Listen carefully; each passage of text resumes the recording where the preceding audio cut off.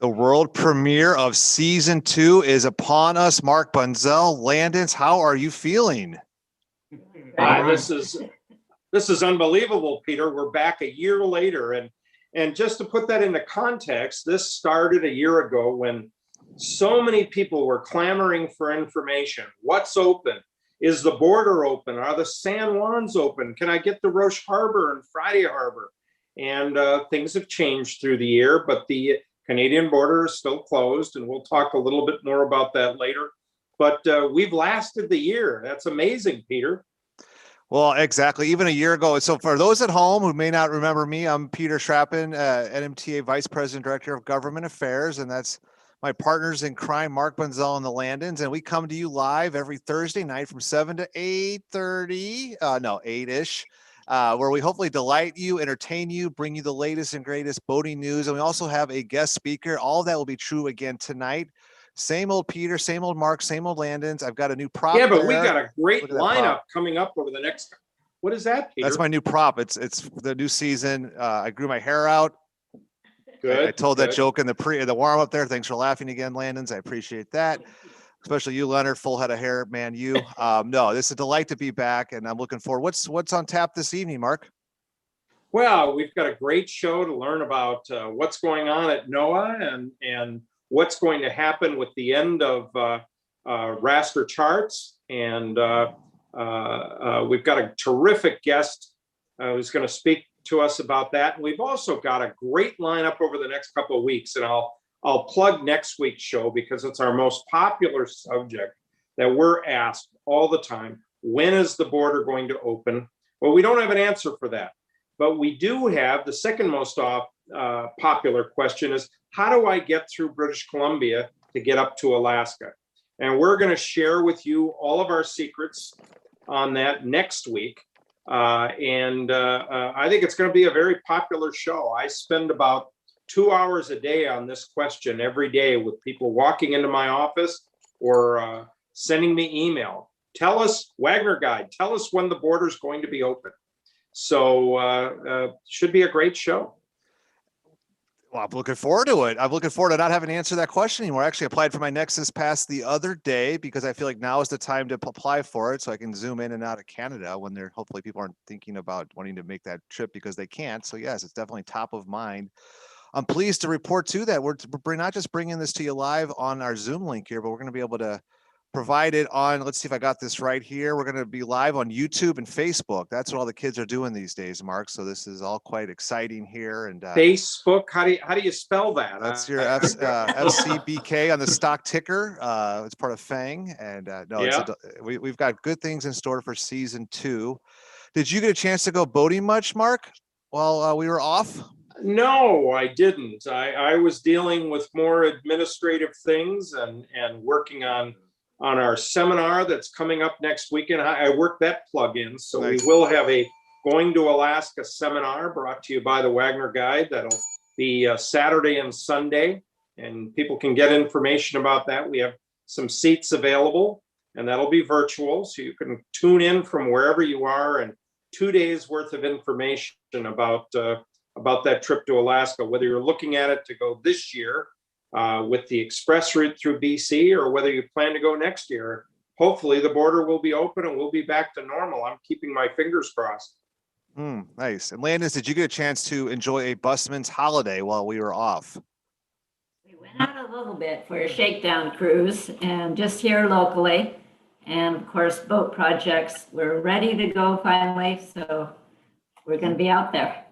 getting ready. Yeah. Boat projects, and yes, a little bit of cruising around, seeing what falls off, what doesn't fall off, what kind of things are still working. So a little bit busy, and then working, getting things ready for the seminar this weekend, and the May 6th session. A lot of research for the pass through. That was very interesting, doing the research on the transit through BC. So we've been busy on this end. I have no doubt about that at all. And I had the, what's that, Mark? Oh, I should talk about my boating adventure. Well, I Oh, thought that, oh, or I'd like to I'm hear sorry. what's going on in Olympia. Yeah, we could talk both. I'll try to find a segue there. No, I got the once in a lifetime opportunity to go out boating in Hawaii. Jack Wilkin and Arden Wilkin, both Oh. captains, took my family and myself, even me, out on their vessel. Their Boston whaler, and we got to go snorkeling. And where Captain Cook was killed, and it's probably the premier snorkeling in the Big Island. And it was you need a permit to get there. It was a trip of a lifetime, like I said. So really delighted to be able to take that for the team, Mark. And That's fantastic. Now you should have brought some Yeah. footage back. We yes, should have sent you with an underwater camera. That would have been. I've actually snorkeled in Captain Cook Cove. It's fabulous. You're Yeah, absolutely right. I could see the smile on my face. When I just Yeah, incredible. and you were in water that you actually want to jump into. And I'm surprised you came home. Oh, after 8 days there, I was like, Emily and I were like, God, we need another 8 days. And B, as I handed the keys to the rental car guy, I was probably misty eyed and saying, please take care of this island upon my return, because it truly is paradise. And yeah, we had a fantastic time. And then also we had a fantastic time in Olympia this past session. Mark, see what I did Tell there? us about Is that a it. good I've been segue? Yeah. following some of the things, but I've lost track in the last 2 weeks, and I'm hoping you're going to give us the complete update. Well, I was going to lean on you to give us the update, but I'll take one for the team here and see what I can pull out here. This legislative session concluded on Sunday. It was a 105-day session, a long session, and we had to slay the doubling of the watercraft excise tax. We had over 5,500 boaters send in notes to their legislators to say, not only should it not be doubled, it should be repealed. And they took those notes and listened and took that out of the transportation package. So once an incredible win, once a word got out, we were call off the dogs. So we were so proud and pleased to be able to. But we show didn't up get in it force. repealed, did you, Peter? Did Not it get repealed? I need a little bit of job security to work on something for next year, Mark. Can't Okay. do it all. So yeah, that's my long game here. Working with the Recreational Boating Association of Washington, NMTA and RBAW, we really unleashed the grassroots and they listened. So just for all those at home who participated, played with us in the sandbox, thank you so much. It really mattered. We also had a couple other wins. We got a part of the budget where commercial gill nets will be bought back from commercial gill netters. So there's about $2 million in the budget. Well, hopefully Governor Inslee will sign that. We've been working on that for 12 years. Whew. It'd be nice to get over the finish line there. And then another fun win was around something we've talked about week after week. It's on the offensive side. It's allowing skipper provided out-of-state vessels to charter in our state. So currently we do not allow that. And that passed the House and the Senate with only one no vote. So 146 legislators voted for it and one no vote. So that is on Governor Inslee's desk, and he has up until May 18th to sign that fun little bill that brought together all sorts of public ports, the Port of Port Angeles, Port of Anacortes, you name the public port on the Puget Sound, and they were on board along with chambers of commerce, and we had lots of friends there. So that was 3 big highlights to share. Now, those are big deals. That last one especially. That one, I was worried whether you'd be able to pull that off, Peter. Bravo. Oh, thank you. Yeah, no, I think it was our best legislative session in. That's not me patting me on the back. It's just I think that was our best legislative session in the 12 years, given the 3 significant wins, which one of them, most recently, a little recency bias was really slaying that excise tax hike. So yeah, we're really good about that one. So yeah, that's my Olympia update. Now, Peter, tonight was the NMTA's annual meeting. So tell us a little bit about that. Sure. I got a twofer out of the Blazer tonight. Not only is it the season premiere of season 2 for us, but I also just came from the NMTA annual meeting. According to our bylaws, we need to have that. So this is our 75th annual meeting, and we gave out awards. We gave out the Latham Goebel Award for the leader who looks out for the maritime industry, who's not exactly in the maritime industry. And that was Mr. Bob Donegan, president of Ivers, who's really been watching out for the Seattle Boat Show through the years and the downtown waterfront in Seattle. So we were pleased to give him that award. The Rising Star Award, the Nate Bonner Award, named after the late Nate Bonner, was given to Logan Brown, the new president of Marine Floats. And I delivered that but when I get to deliver an award, you also get to go out for lunch, Mark. So that was quite fun. Wow.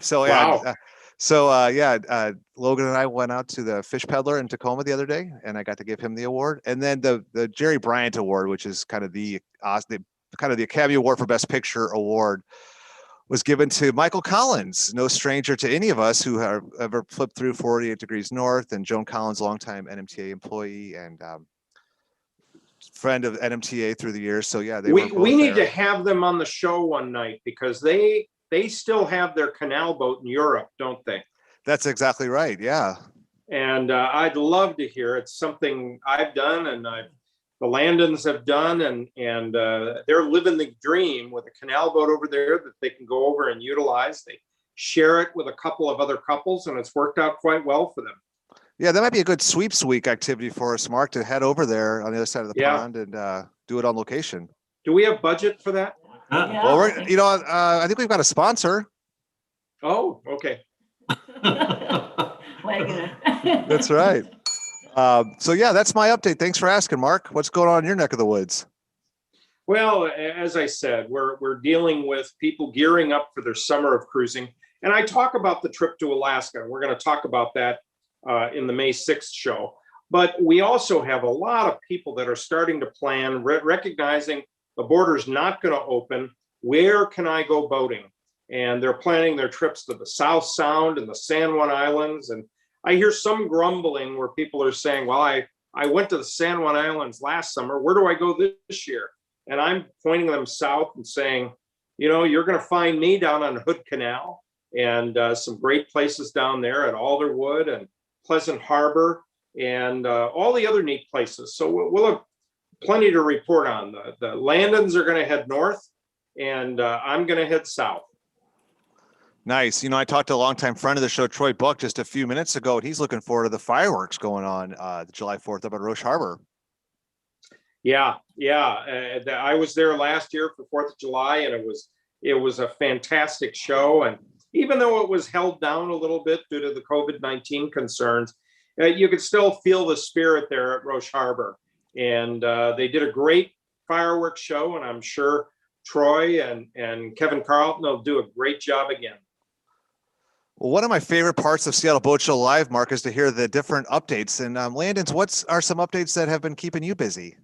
Oh, well, we've been busy, and there are lots of updates, and a lot of those updates are on the waggonerguide.com at the updates table. So the table where we keep information about the latest on the marinas and the passages, and there's been a lot of activity on that, a lot of calling, a lot of information. We have our field correspondents, and this one here that's on the phone a lot, getting factual information. So check that out. If you're cruising around here in this area or up in Southeast Alaska plans, check it out. We're also updating by phone the marinas that are in BC as well, and we have a field correspondent up there that's helping us on that one too. So I'm on the waggonerguide.com website right now. It's under which tab? It's the cruising destinations or Updates. Updates. Cruising updates. And waggonerguide.com/updates, or go to waggonerguide.com, and you'll see a picture of a sign that says dock closed. Click on that, and you'll be led to this table that has all the updates on it.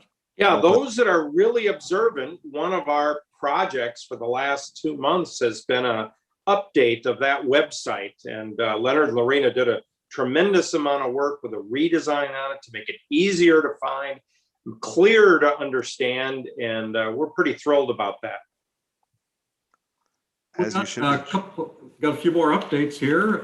First of all, be aware that all of the state was in phase 3, but there are some counties going to back phase 2. Some that affect the boaters would be King County is possibly going back, and Snohomish might go back. These possibly affect the capacities of the marinas that you might be going to, and certainly the inside dining might also be affected. And the other one, what was the other one that I was thinking of? Pierce County Pierce County's back to phase 2. So those are the ones that are affected in that area. And I jump in here, if I could. King County will be moving back to phase 2 on May 3rd. They can take that to the Okay. bank. I was in a meeting the other day, and the Patty Hayes, King County's health director, made that announcement, but the governor will not make that announcement for real until May 3rd. But you can the Shrap and Lock of the week there. And Great. We have a deal for you if you're interested in buying a marina. Rosario Resort is for sale. It's Again. an exclusive listing. There's no price listed on it right now, and it sold most recently in 2008 at an auction. They've been doing a number of updates on it, but there's going to be a listing. You can buy that. You get a historic mansion. You get a number of buildings and a marina as well, and some swimming pools and restaurants. So again, there's an exclusive listing. It's in Bellevue. There's a Bellevue-based land brokerage that has that listing. So it's a little hard to find, but Rosario Resort is for sale. Now, as far as we know, everything will be business as usual for this season for Rosario Resort. We'll be watching and keeping an eye on that and making sure. And if it does change, we'll let everybody know and it'll be on our update table. But right now, Rosario is still going to be just a fantastic place to visit. And for those of you who haven't been there, I recommend going to the organ recital that Christopher Peacock does, and with slides covering the history of Rosario Resort. And this organ that I'm describing is literally a room in the mansion that just reverberates when he plays the keyboard there. It's quite a show. Highly recommended. Very much so. A couple of other updates. One of them is these are military operations. There's one going on from the 17th through the 26th of May, and that's it's the Navy, and it's in Crescent Harbor, which happens to be just to the east of Oak Harbor. And they're going to be doing some it's underwater training and demolition. It says to stay away from it because there'll be some underwater vessels, unmanned vessels in there. Sounds exciting, but stay out of the area. Crescent Harbor. The other one I wanted to mention, this one comes up almost at least 2 or 3 times a week, and that is a notice that they're going to be using the small arms safety zone or the small arms fire area off of Whidbey Island, and that's off of Whidbey Island Naval Air Base. If you don't know where that's at, it's near Smith Island. This is on the west side of Whidbey Island, just south of Deception Pass. It's on your charts, but it's not a restricted area. It's simply labeled as a small arms safety area. And this thing is in use probably at least 2 or 3 times a day. It extends about a mile out from shore. And there is live fire that goes on in there, and there are some red lights onshore that indicate the north and the south boundaries on this. But be aware of that. There's some stuff, I don't know what it is, but big weapons are small. And again, it sounds kind of exciting, but stay away. The Coast Guard. I think Leonard, I was gonna say, Leonard, I think you and I have different definitions of the word exciting. Yeah. I would say so. Bullets whizzing by me is beyond my level of excitement. Please, Lorena, sorry. Yeah, I was going to mention, Coast Guard wants to remind boaters that tribal facilities are closed to outside tribal folks. And Macaw Reservation at Nia Bay, for example, is closed to non-tribal sport and commercial fisheries. Entry by land or by sea is not allowed. Their marina and boat launch is closed until further notice. And the Macaw Marina Mini Mart is not providing marine fuel to non-residents until further notice. So keep that in mind for the native communities. The Coast Guard would also like to remind people to label your paddlecraft. They get lots of calls and they need to respond to overturned canoes and kayaks and paddle boards, and each incident costs about $40,000. So if your name is on there and contact information, they can call you and not have to go through that search and rescue scenario. So please label your watercraft.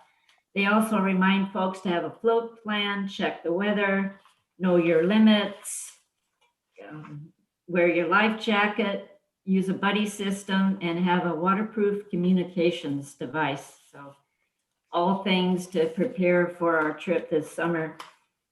In British Columbia, they currently have a ban. In British Columbia, they have several different health regions, and BC folks cannot pass between or into another health region until May 25 during the Queen Victoria long weekend. They're trying to contain the spread of COVID. So the ferries won't be taking reservations, the hotels won't be taking reservations from outside the area. Indoor dining will be closed, etc. And that restriction goes through at least May 25th, but they're still not saying that it will be lifted at May 25th. So that's our. So it's a good reminder, be vigilant, wear your masks. Their numbers are going up. We'll have more information about this on next week's show. And it is something that's evolving. And as you can hear from what Leonard and Lorena said, the restrictions within BC are getting tougher and tougher. And you may want to think about that in terms of if you're planning a transit trip. And again, we'll talk about that in the seminar this weekend. We'll be covering it extensively, and then in the Seattle Boat Show Live next Thursday night.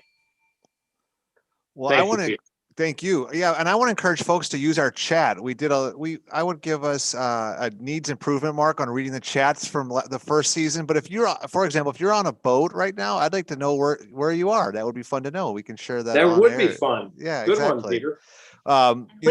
We're hearing from Bob Watson today, Lake Bay, tomorrow, Rosario, go Arbaugh. I think that would be definitely something they should put on their strategic plan. I'll be the first to volunteer them to take that on. So I agree. All good. San Francisco Bay from Dave Ryan. That's excellent. Good stuff here. Landis, can you tell us about our special guest tonight? Well, I think we have a really important topic tonight. Sunsetting of the raster charts. As boaters, we're all interested in that. And the exciting new ENCs. And Crescent Moegling is here to tell us all about that. She is a Northwest and Pacific Islands navigation manager. She's stationed in NOAA's Western Region Center in Seattle. Crescent is one of 11 experts representing NOAA's charting mission. And of course, the mission is essential to safe maritime navigation. And her area of responsibility includes Washington, Oregon, and the Pacific Islands. And she worked supporting NOAA's charting mission since 1998 and began as a field hydrographer aboard the NOAA ship Wedding. She later managed hydrographic survey contracts and data archives, and then later led a team of scientists. She has won numerous awards in her 21 years with NOAA. She holds a Bachelor of Science in Geography, a Master's Certificate in Project Management, and is a graduate of the Center of Creative Leadership Development. So Crescent is more than qualified to talk about this important topic. Welcome. So Crescent, do you know where all the rocks are in the Northwest? All the significant rocks, yes. Good, good. That would be another show because we only hear about the significant ones when somebody hits them. Yes, I do too. Great. Well, I'm going to go ahead and share my screen. It's a real delight to be here tonight. Thanks for having me.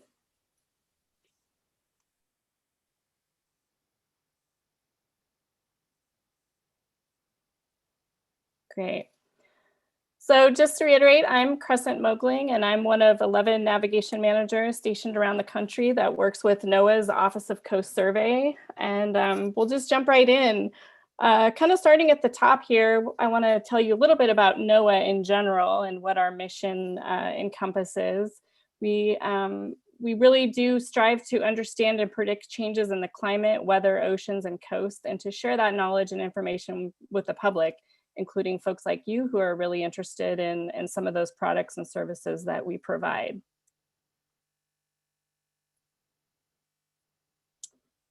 So our motto is science, service, and stewardship, and we accomplish achieving these goals through the 5 different line offices that you see up here on the screen. A lot of you probably are very familiar with the National Weather Service and would rely on them daily for information about weather that relates to navigation and safety at sea. Some of the other line offices are the Oceanic and Atmospheric Research Office, and they do a lot of the research that we implement and bring to the public when it comes to ocean observations and all sorts of different technical platforms that NOAA tests and implements. NESDIS, that's our satellite folks, and they have satellites circling the Earth right now, taking photos and looking at observations that give us information about things like hurricanes and weather, climate, things like that. I'll skip the National Ocean Service because I'm going to get more into that, but the National Marine Fisheries Service, that's part of NOAA that really does a lot of the research in fishing and helps regulate fishing and let fishermen know where to fish and what they can and can't fish for, and setting catchments and things like that. So the National Ocean Service is the office that I work for. We do all sorts of things that relate to the products and services of the coast. And so we're gonna talk about that in great detail tonight.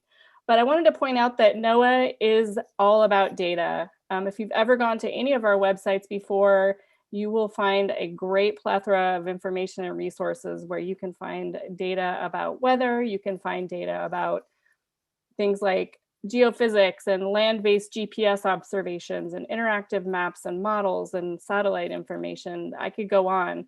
The amount of data that NOAA provides year to year is actually more than all other federal agencies combined, which is pretty impressive.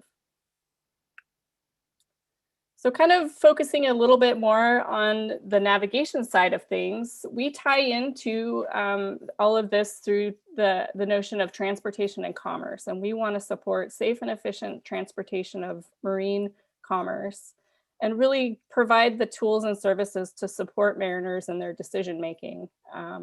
Things like tide observations, things like our charts, our weather, satellite communications. You can see there's all sorts of different platforms here that provide observations that really go to support the mariner and their decisions when it comes to getting underway and routes and things like that.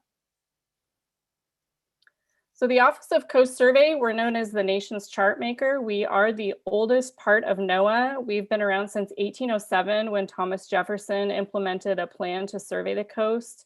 And we've been making nautical charts and providing those to the public since the early 1800s.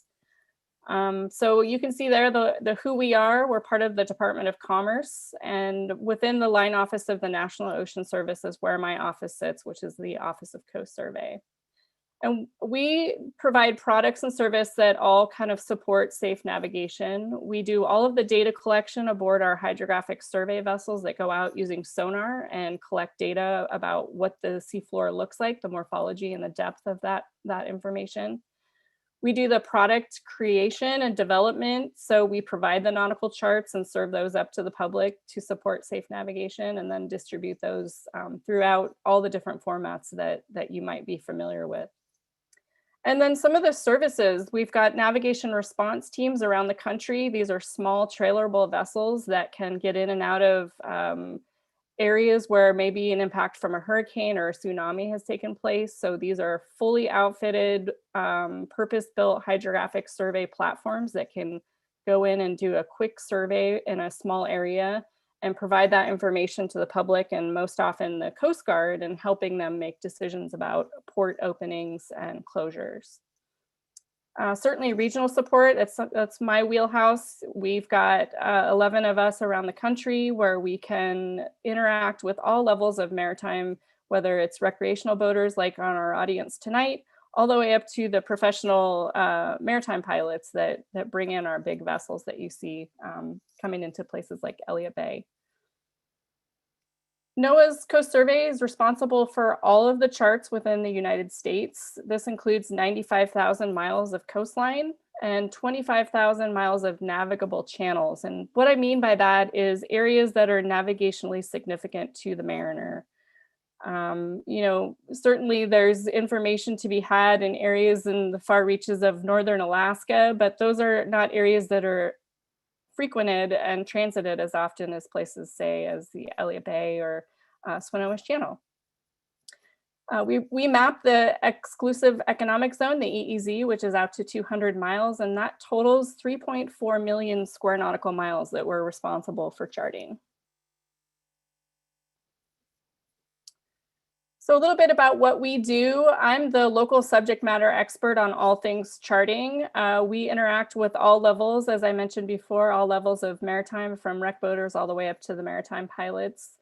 More directly, I interact with folks with the Harbor Safety Committee, the Coast Guard's Marine Transportation Safety Recovery Unit, and then some of the big federal partners that I engage with very regularly are the Coast Guard, the Army Corps of Engineers, the Department of Transportation, and folks like that. I'm stationed here in Seattle. I work at the Western Regional Center, which is on Sand Point here in North Seattle. I've been teleworking since March 23rd of last year, and I don't envision that we'll be going back to the office probably this calendar year, but you know, we continue to provide the services that NOAA is known for when it comes to charting. And we're still doing our weekly chart updates, and we're still engaging with the public like I am tonight, and really hope that the pandemic, while it's affected a lot of our field operations, it certainly has not slowed down our ability to continue to do the work and keeping our charts up to date.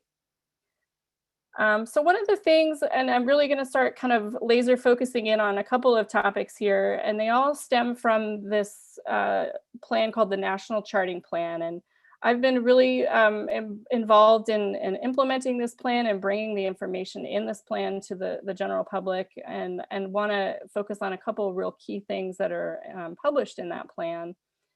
This was released in 2017 and really gives some real detail to how we looking into the future and how we're transitioning to a completely digital world of nautical charting. So the purpose really is to improve the coverage, products, and distribution of the nautical chart that we create and maintain. These improvements include things like the ability to depict a nautical chart and metric values, improving the chart coverage where perhaps a scale of a chart is not quite adequate, and so we'll want to provide more information in an area.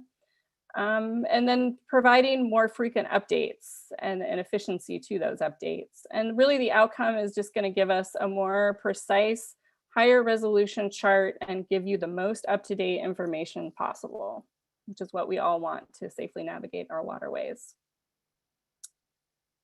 So the future of NOAA charts, you know, the paper chart has been around for a long time. As I mentioned before, we've been surveying and creating these products since the early 1800s. But you'll see in the graph on the right-hand side here, the ENC sales versus paper chart sales, and the drastic decline of paper chart and the drastic increase in usage of the electronic navigation charts. As you may recall, in 2013, NOAA actually stopped printing their own charts and gave that responsibility to the private sector. So I think today I checked, we have 38 private vendors that can do print on demand charts of the paper raster chart. And in 2013, you know, we kind of saw the writing on the wall that, you know, while we weren't going to be printing the paper chart, most likely it would come about that the paper chart would also be something that we would no longer support directly, and that we would focus exclusively on the electronic navigation chart. So it's true, it's not a rumor. This was announced last year that we do have in place a 5-year plan to begin transitioning away from the raster chart and exclusively focus on the ENC. I just went online today and found a few websites where you can go and read about what this is, but I hope I can give you some real clear guidance and understanding about what's going to happen, how it's going to happen, and when. So as I mentioned, this is a 5-year process. We just started implementing that plan by canceling our very first chart in February. This is the Lake Tahoe chart, chart 18665. So the paper chart is still available for Lake Tahoe. We announced that it will be going away, and we're providing a 6-month lead time for when a chart will be canceled. And I'll get into a little bit more on how that's going to happen, how that information will be disseminated. But not just the paper chart. So this is going to impact other products like the print-on-demand paper charts that you may buy at what now is no longer Captain's Nautical Supply. The full-size chart PDFs that you may be familiar with that you can download from our website, booklet charts. And then also importantly, I wanted to point out, you'll see highlighted in red there on the bottom, that in October of this year, we're going to be taking away the RNC tile service and the RNC viewer online. And it's really important to realize that if you have resources that you're utilizing online where a raster chart is like, say, the underlay, or you're using, whatever any of these listed products are here for voyage planning, that you really want to start thinking about looking at other options where the ENC is the data source for that information. So as I mentioned before, the real goal in this is really to improve consistency and the level of detail that these charts provide. And the ENC has a lot more information, particularly when we look at things like rescaling, and I'm going to get into that in a couple of slides here. But we also want to highlight another tool that we're really in development right now. We have edition 1 out, and I'm going to show that too. This is called the Noaa Custom Chart Tool. It's a web application that we're developing that utilizes the ENC data as the underlying data, but it allows the user to generate a paper product or a paper looking product that you can print and use as a reference for planning like you would a normal paper chart. I want to also mention that all raster charts dating back to that very first chart that we created actually in New York Harbor in the early 1800s are all available. They've been scanned and they're available for download on our historic archive website. And I'll have an example of that in a couple slides here too. So some of the criteria of how the raster charts will be canceled. One is the rescheming. So we're looking at rescheming the ENC charts, which are all based on the paper chart outline. So it's going to allow us to generate new ENC tiles that have more information than the current ENC or even the raster. Another factor would be some large amount of new data. So for instance, if one of our big NOAA ships or contractors went out and conducted a large hydrographic survey in an area, this is going to go a long way in helping support a new ENC as well. So we would look at taking that information and putting it into a new ENC and then looking to cancel that raster chart. And as you may recall, that chart that I showed you earlier of the chart sales, certainly if we're looking at areas that are just no chart sales happening, that's going to be another criteria in helping us decide when that particular chart's going to be canceled. And then of course we want to do things regionally. It's going to require some coordination in making sure that if a chart is canceled, that it's done so in a way that the adjoining charts are canceled or are still available depending on their usage and how often we see that they've been downloaded. You'll see that highlighted in red there. I really want to emphasize this, that the raster chart is not being updated as the ENC. The only updates that are being applied to the raster chart now are dangers to navigation. And these are significant, critical discoveries that are made either by a hydrographic survey conducted by NOAA or the Army Corps of Engineers, where there's a serious discrepancy on the chart. That's the only time the raster chart is being updated. So as days go by, the RNC is becoming more and more out of sync with the ENC, which is our primary product.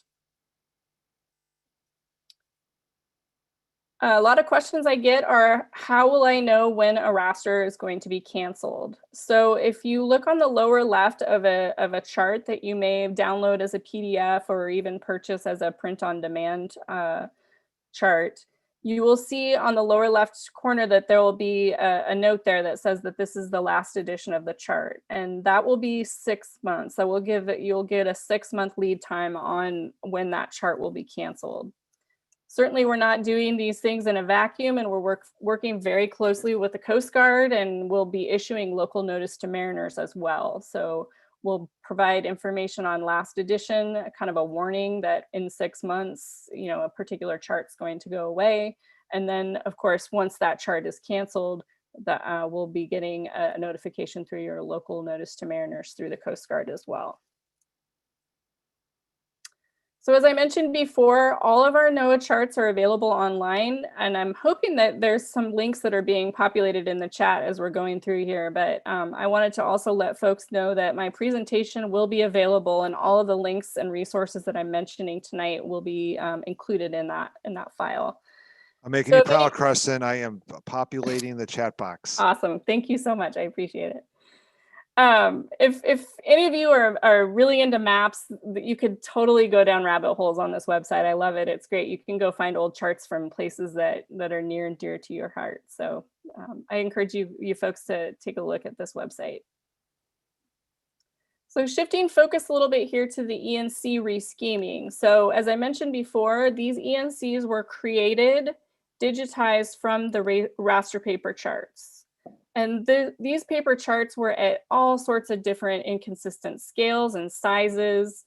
You can see on this next slide here, I've got an overview of sort of Puget Sound, Elliott Bay, and these different shapes, I won't call them rectangles because some of them are just odd shaped polygons, are all the footprints of the RNC and subsequent the ENC as they stand right now.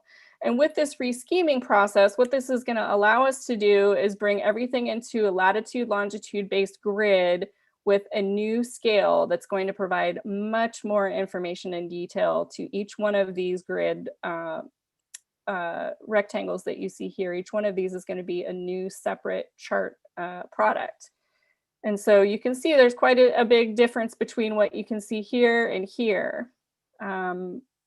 These rectangles here are representing a 1 to 10,000 scale, which in some cases is up to 4 to 5 times more information than you're seeing now on the current ENC and your raster chart. We want to be as transparent as we can on the process and the timeline of when this phasing will be happening. And so the ENC rescheming and the chart sunsetting in a particular region, we're keeping up to date with a public facing website that you can go to at any time and see the status of what is happening with the ENC rescheming and the raster chart cancellation. So it's really hard for me to give a hard and fast answer on when to expect to see that in the Pacific Northwest, but anecdotally, I've been told 2023. So if you want to extrapolate that using government time, who knows, but we're going with 2023 right now. Just real quick on the NOAA custom chart tool. This is again, it's live now. We had our first version that was released last month, and this gives the user the ability to generate a RNC type product using the ENC data as the underlying data. So if you go to this website, what it allows you to do is kind of define a scale, a paper size, and you can click and drag and create a custom chart of a particular area in whatever unit that you want, whatever size you want. And it allows you to print that from home, or you can take it on a zip drive to Kinko's or something like that and print it yourself. It gives you the ability to measure it on the side. There's a little scale bar that kind of gives you a good idea of whether or not that chart has been printed to the proper scale. It utilizes symbology that you're probably a little more familiar with if you like the look and feel of the raster chart. And we're really working on developing this product, and I would really encourage you to go take a look at it and give us as much feedback as you can, because this is going to be kind of the new paper chart of the future. Yeah, definitely take a look at it and let us know your thoughts on what we can do to make this a better product for you. If you do print one of these on the footer of the chart, there'll be some information on there that lets folks know that it was generated using that custom chart tool. And I will be very clear to state that this does not fulfill Coast Guard carriage requirements. This doesn't replace the paper chart. This is just a tool to allow you to generate products that you can use for planning. It's not really, at this point, intended for navigation. Now, that being said, we are in talks with the folks that provide our print on demand products, folks that do the printing of the charts for us now, and they're very keenly interested in perhaps utilizing this tool to generate their own paper products of their own. And we're in talks with them. We're definitely talking to the Coast Guard about carriage requirements and whether or not these would fulfill that. And that's kind of to be determined right now. It's not clear, but this is a new tool, and like I said, I encourage you to check it out, and please let us know your thoughts and what we can do to make it a better product for you.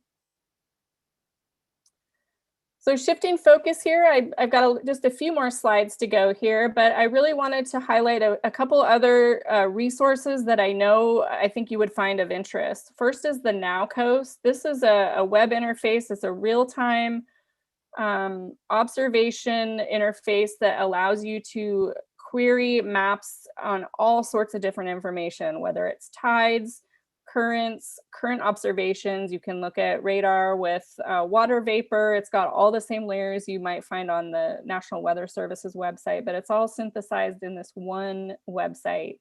I would really encourage you to take a look at it, bookmark it. It's a great resource, and we're very proud of what it provides to the mariner. I'm sure all of you are very familiar with this website, but I wanted to point out that we recently moved over to a more graphic, map-centric website. You can still get all the same text information that you might be used to with the Tides and Currents website, but we have a great new slick map interface that you can go to a particular tide gauge and look at the tide, and also go to that direct tide station website and look at information on tide predictions as well. And then lastly, this is a really slick website that I try to point people to, and this is a model. This is not an observation or a prediction, it's a model viewer. And this website, it's through the Integrated Ocean Observation Service, and it's one of our partner networks that are around the country. We've got one here in the Northwest called NANUS. I can't remember what that stands for, but it's through the University of Washington. And it synthesizes all sorts of different models around the country, tides, currents, surface currents, all sorts of different things, water temperature, all kinds of really useful information that can help you with voyage planning and what areas to avoid and things like that. So definitely check out, this is a great website, and they do some really great visualization as well that I find to be really great. You're probably familiar with the Coast Pilot. It's a great resource. It really gives a lot of local knowledge information about a particular area.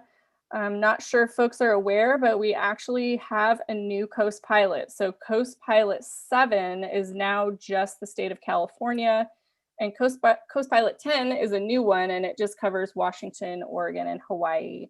And the reason why we had to split those off is because we recently added the rules of the road, which is quite a lot of paper. So they decided to split those into two. It just got to be too unwieldy with the amount of paper.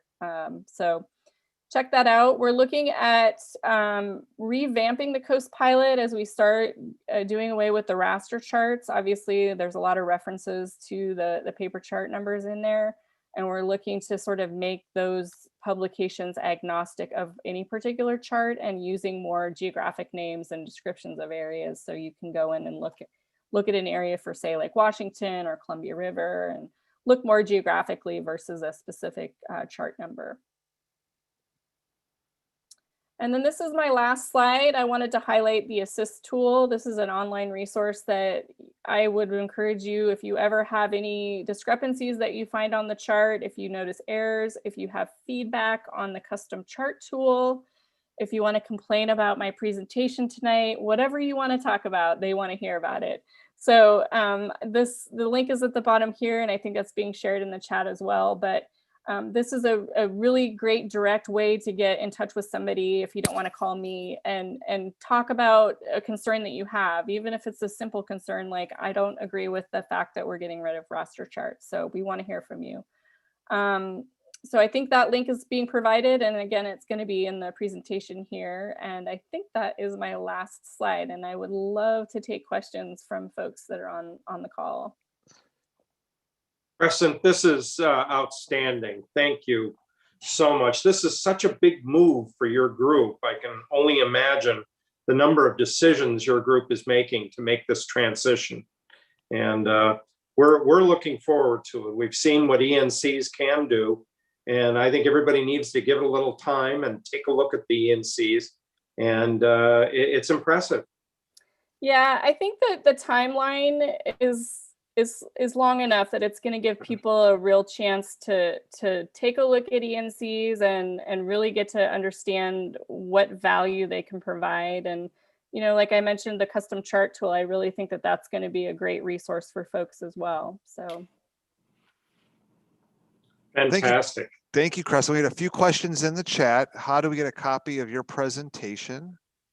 I'll be emailing that to the organizers, and it will include all the graphics and links and all the sub information in the notes for you. So I'm not sure how that's disseminated, but it will be available. I can get that to you this week. Excellent, excellent. And I will figure out a way to get it to attendees. We can post it on Open for Boat. Yeah, we'll post it on openforboating.com, as we also share the link for this past record. Why is it so expensive to get electronics that read ENCs? When will the price come down, Mark Bunzel? I hesitate to throw that to Crescent because she's not setting Exactly. prices. That's why I went right to you. I know you're not a Yeah. miracle worker, but I thought I would just ask. Yeah, that's a good question. I think and I have a background in the computer and the electronics industry, and I think the issue is the boating market is not that big when you look at, for example, personal computers, where millions of personal computers are sold every year. And you look at chart plotters, and it's, I'd even question whether it's hundreds of thousands. It's probably more in the tens of thousands that are sold every year. And volume is what brings price down. I don't think the cost of licensing, and Crescent, I'll put you on the hook for that. As far as I know, the NOAA charts are available for free, as opposed to in Canada or Canadian Hydrographic, where often will charge for their charting services. Yeah, that's correct. All the NOAA charts in the ENC format and raster are free, including the information that goes to creating them. So all the bathymetry of the surveys that we've ever collected is also available from our archive. And I want to compliment you. I love that you showed the tidal currents for Swinomish Channel. We've been looking, or Swinomish Slough, as Noah calls it. We've been looking for good data on that, and I'm going to dive into that tomorrow morning. Do you know where that data is coming from? We can't find where it's sourced. So the current predictions and the tide predictions are from the office that provides the tides and currents office. They're called co-ops, which I can never remember what that acronym stands for. But the closest tide gauge, I think, is Waggoner. Is that right? Well, we haven't been able to find one in Waggoner. There's one towards Guimas Island at the top, and there's one, and if there is one in Waggoner, we didn't know about it. That's fantastic. There is one in Waggoner, and that should provide the real-time tides as well as the tide predictions. But the IUSE website that I was pointing out at the end of my talk, that's a really great resource too, because I think if you're not getting the direct current predictions in that particular waterway, you can look at the predictions to the north and south of it and get a good sense on what's happening there. So, and it's really the visual that they use to do that is actually quite nice. Yeah, I'm going to take a look because it's been very hard to predict slack in the Swinomish Channel. So thank you. Crescent, what is the resolution, pixels per inch or per centimeter, of the ENC chart files? That is a good question. I think it's not necessarily a pixel issue because it's a vector product. So pixels are more the raster side of things because it's a picture of a piece of paper. Really, it's not an interfaced a thing. So the ENC is a vector product. So as you zoom into, if you go to ENC online, for example, it's our NOAA ENC website. As you zoom into the particular area of interest, you're going to see more and more information. So it's not necessarily a pixel, it's more about the data layers that are embedded in that particular ENC, if that makes sense. Leonard, it looks like you've got a question. Maybe I'm reading your body language incorrectly here. Maybe so, maybe not. What do you got? Leonard, do you have a question? Okay, maybe not. Maybe Leonard can't hear me. Are the ENCs the descendants of the vector charts, Crescent? Yes, they are. If you look at current ENC I footprints, they wanted to know match perfectly. on the Oh, internet connection a little bit. Are we there now? you're coming in and out. Do you want to put it in the chat, Leonard? We lost Leonard. Uh-oh. Okay.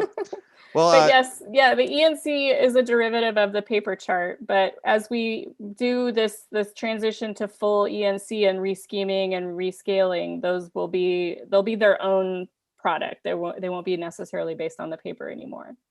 okay. Do you have any sense of the Canadians getting on board and making charts available at a reasonable cost? I think again, I don't know about whether they're going to reduce pricing or change their pricing model. I do know that they're not far behind us in their plans to do away with paper charts as well. I don't know their timeline or anything like that, but that's one of the more common questions I get is why is it so dang expensive to buy Canadian charts? And I'm sorry, I wish I knew. Okay. Leonard, can you I hear think us? we're back. Are we back, Peter? Are we back? Back Yes. enough. Yeah. Okay, so I have a question. How do I know on when I'm buying my Brand X or my charts from Navionics or Garmin or something? How do I know if those charts have the newer enhanced ENCs or not? How do I match that up? That is something that you would need to do a little research with the particular vendor. We provide the ENC and that's what we provide. So it's sort of the onus of the navigator and the chart plotter company to make those updates. We update our charts every Thursday. And so, if you're away from internet connectivity or cell connectivity, it's really important to be sure that you have a plan for getting those chart updates as you need them. But it's really on the onus on the mariner and on the companies that provide these services. Chris, another question in the chat. Will the And I got ENC? another question on. Okay, I'm going to go for it here, Leonard. Will the ENC eliminate the problems that we sometimes encounter with electronic charts where the electronic chart is based on a different data than the paper chart and my chart plotter has us going over land? I wish I knew what that example looked like. The ENC is going to be the only product. So if there's any discrepancy between an ENC and an RNC, there won't be an RNC anymore. So I'm not quite sure. I guess I understand the problem if there's a boat going over land. Okay. Leonard, can you hear us now? Yeah, I'm back. So I question about rasters with we use Coastal Explorer, and Coastal Explorer has, and as individual charts go away on the RNCs, if I'm viewing that in Coastal Explorer, it's all quilted together. And if one of those charts is eliminated, is there just a hole now, or is it just as an old version of it show up, or is that a question I have to take to Coastal Explorer? Coastal Explorer is Rose Point. Is that the company? Yes, that's correct. I have to say, I think that their charts are all based on ENC, and they do some little magic in the background to make it look like a raster chart. So I think you're really looking at an ENC when it may look like a raster chart, if that makes sense. But there shouldn't be any holes or gaps because the ENC will be there to fill that, and the vendors are very aware of what's coming. Okay. Crescent, as we try to bring this plane down for our 8 o'clock arrival, I've got a couple more questions here in the chat. Will companies like Navionics be incorporating ENC charts into their products? They're going to have to. Yes. The answer is yes. Very good. I like those. Okay. Is the data used for NOAA charts based only on NOAA surveys, or does other data feed into it? Curious how NOAA decides to resurvey specific areas. That is a fantastic question. Thank you. And I wish I had a slide on this. So one of the big pushes that we talk about in that national charting plan is actually looking around the landscape, or seascape in this case, for externally sourced data. We know we're not the only ones out there collecting fantastic data. There's academic institutions, there are contractors that are fulfilling other needs that are outside of charting that have data collected that we're bringing in and applying to the chart. I have an example, for instance, in Honolulu, the Department of Defense, the Navy, they hired a private contractor to come in and survey the whole Pearl Harbor complex. And then that data really was just given directly to their pilots. And, you know, they had requested some updates to the chart, and we were able to bring that data in and apply it to the chart and never have to send a NOAA asset out there to do that work. So yes, we're definitely bringing in a lot of externally sourced data is what we call it. We have a whole new team that we've stood up, and that data goes through a very rigorous quality control information check about how it was collected and corrected and things like that. But yes, that's a great question. Excellent. One question just came in and it took away the question I was going to read. Is there a way to download ENC charts directly from NOAA in a way that I can put it on an SD card and load it on a chart plotter rather than have to buy it from a third party like Navionics or CMAP? So the answer is yes, you can download all of our ENCs. In fact, I think you can do one click and download the entire country, but you need a good internet connection for that. I don't know. I know we a won't lot be of, using Leonard's connection tonight for that download. I know a lot of the chart plotter companies take the ENC and put it into some sort of proprietary format to prevent that. So I can't speak to the interoperability there. I wish I knew the answer to that. Okay. Does NOAA's ENC charts conform to the NAD 1983 standard? If not, to what NAD standard? I believe they're WGS 84. I was going to say that. Somebody's getting really No, I'm technical just now. kidding. Yeah, that's right. That's our base. I see the question about Coast Guard too. Please go for it. Definitely in communications with Coast Guard, with NGS, the National Geospatial folks that create our defense charts. The Army Corps of Engineers is another federal partner that we're working very closely with. And we meet these folks once a month to talk about our progress and how our federal partners are going to handle it. One of the big questions we get from the Coast Guard is training. You know, they're responsible for testing folks to get their Coast Guard licensing. And part of that is knowing a chart. And so they have these training charts, which up till now have been maintained, but you know, what are those going to look like in the future? So those things are definitely being discussed at the proper levels. Well, you may have thought of you answered all the questions in the chat. We actually have another part of our program where you've got other questions. So I've got a few more, Crescent, in the question area of the Zoom. Is there a way to download ENC charts directly from NOAA in a way that I can, we just asked that one. I use charts on a Garmin chart plotter. How often should I update those charts? That's probably a setting in the software somewhere that you can set that to do it automatically or do it manually. And I would really recommend that you always do it before you get underway. But you know, we update our charts every Thursday, so it's a weekly thing. Okay. Will the new ENCs have the topographic land detail, including gradients? No. I hear all the time that the ENCs just are a poor replacement when it comes to what we're liking to see on the shore side, which is elevation. Keep in mind the ENC is a format that's actually controlled by the International Hydrographic Organization. And these are files that cannot be larger than 25 megabytes. And this is because connectivity at sea is so limited. I don't know in the future that might change, but at the moment, you know, I hear a lot that the ENC, it is substandard when it comes to the topographic side and seeing those land elevations because they're so valuable for navigation. Okay. Will print on demand I would echo that request for topographic. I agree. Just saying a request for topographic information. Paul Jones is wondering, will print on demand companies be able to provide paper copies of the ENC charts? So we're in discussions with the POD vendors now about how they can do that. The question that remains, though, is that going to be adequate to fulfill the Coast Guard carriage requirements, which at the moment, that's not our plan, but that may change. Okay. John Rosendahl says, excellent job answering our questions. So hats off to you, Crescent. Yeah, Crescent, this has been fantastic information, and really appreciate your taking the time and taking the time in your everyday work of keeping in mind the recreational boaters and what we need. I know we pay for it through our taxes, but it's great to hear we're getting this level of service back. So thank you very much. You're welcome. Well, Mark, what do you say we thank our sponsors?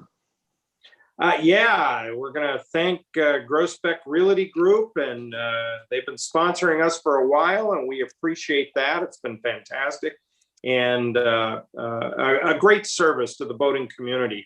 That we get that feedback all the time, and thank you all for your comments and feedback. We enjoy doing this, but it's also, I think, making us all safer on the water. Excellent, excellent. What's on tap again for next week? You've already mentioned it once, but I'd like to hear it again. How to get through Alaska, how to take that express trip to Alaska. The Landons are going to be our guinea pigs. They are going to be launching off here, and we're going to be providing all the information that we know to how to do an express trip. That's going to be something to behold for sure. Thank you. Looking forward to that next Thursday. I played a fun board game recently, Mark. It's called Code Names. Okay. Code Names. It's a fun board game. It's family friendly. Children of all ages can play it. The kids beat up on the adults on it, but it was certainly a fun game, and I wanted to recommend that to our viewers at home. That's great. I think that ends our episode tonight. I need to count again, but I'm going to say episode 43 of Seattle Boat Show Live, season 2, episode 1. That was Elliot Gould hosted Saturday Night Live at that same time period. You remember Elliot Gould, Mark, right? I certainly do. It was in MASH, among other things, but yeah, so that's where we find ourselves. I want to thank everyone at home. I want to thank the Landons. I want to thank Crescent, who really was the star tonight. Gosh, She knocked it out of the ballpark. Tough act to follow, but I think we'll do our best next week. I want to thank everyone at home. Hope you all have a great evening. Good night.